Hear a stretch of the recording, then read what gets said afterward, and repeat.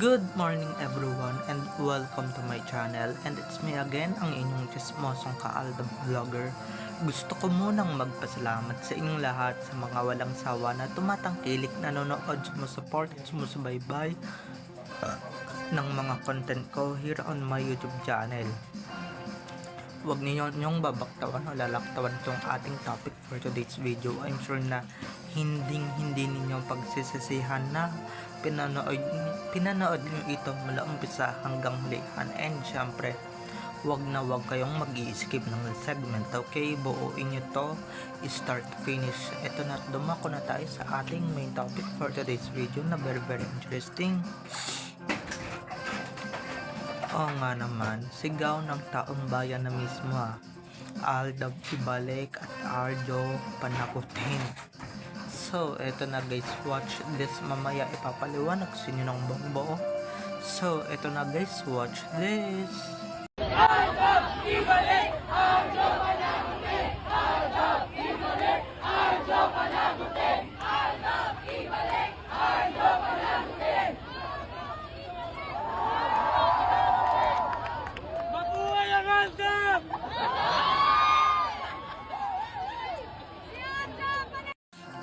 At kung nakita nyo na ngayong Rika, so once again sa TT o sa mga admins, dumako na tayo sa ating main topic for today's video.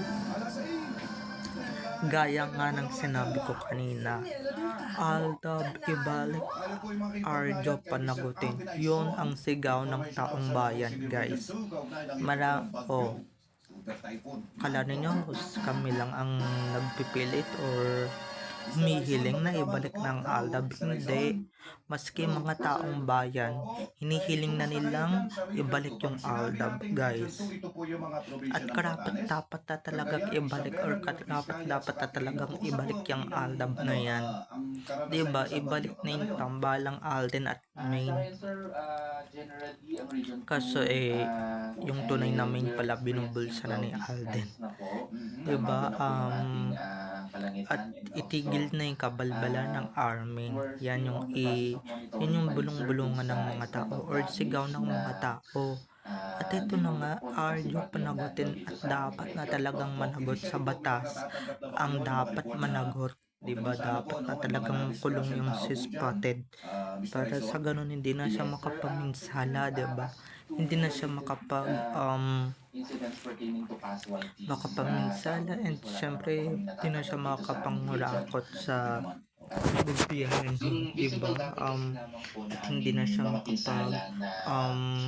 para sa ganun matigil na rin yung Sarsuela, diba? Dahil sa Sarsuela marami na rin mga seniors, marami na rin nai-stress sa Sarsuela. Hindi lang talaga mga seniors, hindi lang talaga mga senior citizens ang nai-stress.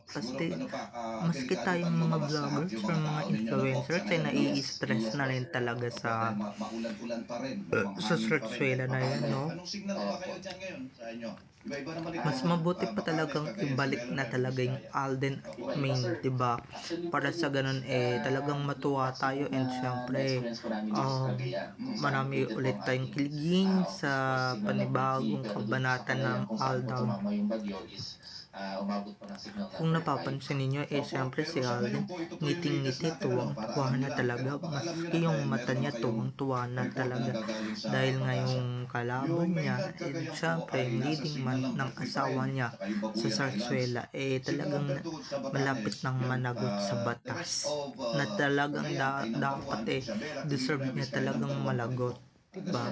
Kahit ilang beses pa siyang magmalinis, ilang beses pa siyang magkunwari o mag-operation dyan sa QC, wala nang maniniwala sa kanya, diba? At syempre mga taong bayan na yun sumisigaw, siguro mga die-hard fans to ng Aldab before, na syempre naging tiwalay ng konting-konti lang naman na panahon, diba? Kasi 2018 to 25 talagang Sarsuela Blues, diba? At saka yan siguro yung mga naniniwala noon sa paek-ek ng Armin, sa mga paeme-eme ng Armin. Diba, hindi gaya before or hindi gaya ngayon. Pinagsisigawan na nila ang pagbabalik ng Aldab. Diba, pinagsisigawan na nila ang pagbabalik tambala ni na Alden at Min. Sana hopefully talagang maibalik na yung Aldab para matigil na rin ang pag-iilusyon ng mga nagsisikat-sikatan daw kuno na wala naman napatunayan pa sa showbiz or wala pang napapatunayan sa showbiz. Sikat daw pero phenomenal daw pero wala pa rin napapatunayan, di kalahati, diba? Pero pag yung Aldab bumalik, yung mga nagsasabing phenomenal kuno, mga nagsasabing sikat na love team, most talk of the town love team daw kuno, mapapatumbayan ng Aldab, diba? Kahit wala silang ginagawa, mapapatumbayan ng Aldab. Diba, dahil alam naman na natin yung power ng Aldab pagka nagkasama or nagsama, diba? Lalong at ito na nga, dapat nang malagot si Mr. Spotted at dapat na talagang malagot at mabigyan ng hustisya yung mga ninakawan niya, diba? Dapat na talaga siyang makulong. Kaso nga itong si Spotted, diba, mukhang ayaw makulong kasi nga nagtatago pa rin sa bansa hanggang ngayon. Nasaan siya ngayon, diba? Nagtatago pa rin ng bonggang-bongga. Siyempre, nag-missing in action pa rin para, or baka hindi pa umuwi, diba? Kasi nga, or baka hindi lang talaga nagpapakita kasi nga, once na nagpakita siya, dampot agad siya ng mga pulis.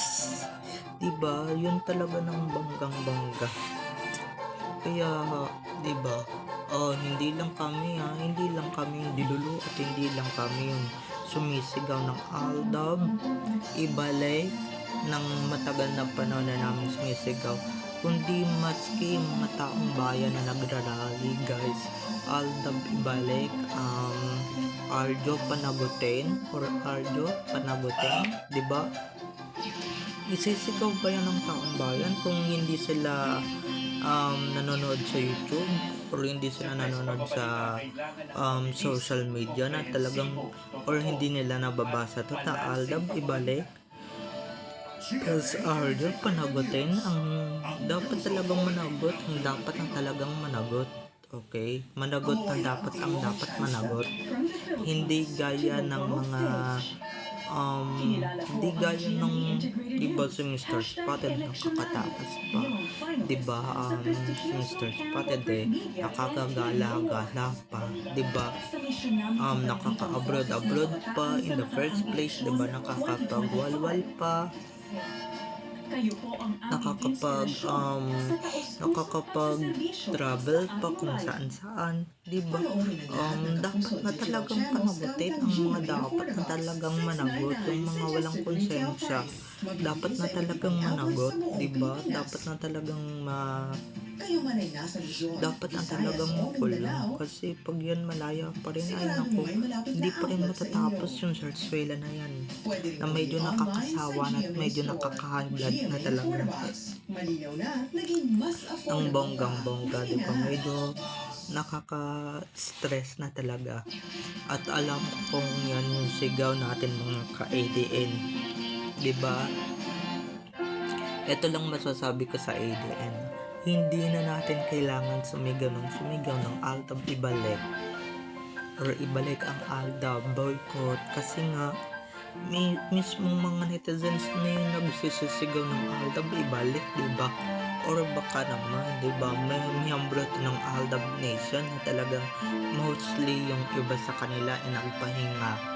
At ngayon na nalaman na nilang bagsak na sa lusak si Mr. Spotted, talagang nagbalik loob at nagsisisigaw sa rally na talagang panagutin si Mr. Spotted sa mga kasalanan niya, sa mga pagnanakaw niya, at talagang dapat niya ng pagbayaran ang mga kasalanan niya sinusearch wala and nabunyag na yung katotohanan na isa siya sa mga magnanakaw or mga nagnanakaw ng pondo ng Pilipino or mga kaba ng Pilipino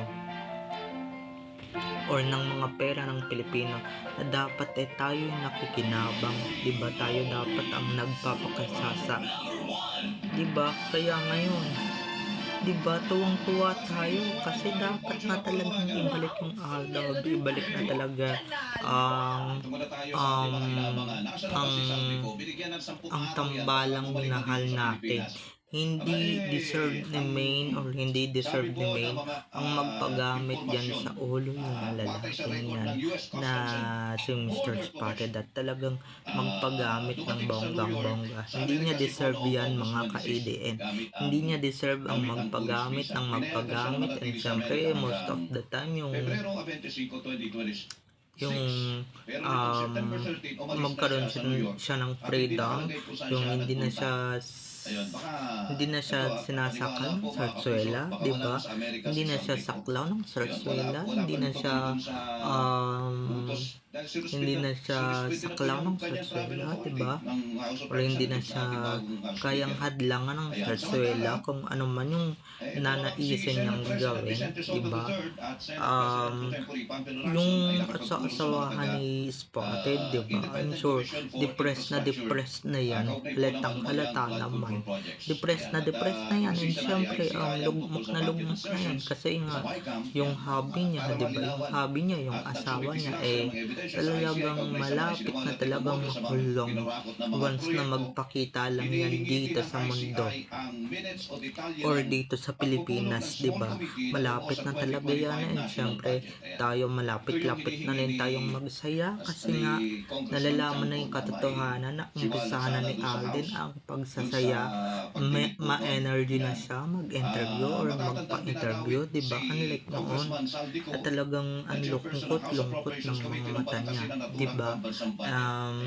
Ako talaga napansin ko yung kagabi habang nanonood ako ng balita na talagang in-interview si Alden sobrang happy na niya, sobrang saya na niya, di ba? Sobrang ngiting-ngiti na siya or talagang may mood na siya magpa-interview, di ba?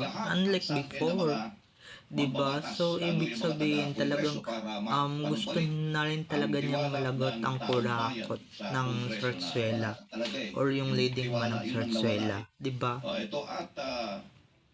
Kaya sige, support namin kayo dyan. Yung Aldab ibalik, more sigaw pa and more rally pa, syempre para sa ganun mas managot pa talaga ang nasa batas and syempre malagot na talaga yung mga dapat ng malagot, dapat na talagang malagot ang dapat malagot at pagbayarin na dapat pagbayarin, okay? At isakolin nyo na yung pera yung kapan ng mga Pilipinong mga ninanakaw ninyo or mga ninakaw ninyo, okay? So bye-bye na mga ka-ADN. I love you all. Have a nice day. Keep safe and God bless everyone. Don't forget to subscribe to my YouTube channel and syempre, huwag ninyong kakalimutan na i-click ang notification bell para pag nag-upload ako, kayo agad ang unang manonotify ng aking mga susunod pang mga i-upload ng mga videos, okay? So, bye-bye na mga ka-ADN. I love you all. Have a nice day. Keep safe and God bless everyone. Bye-bye. I love you all.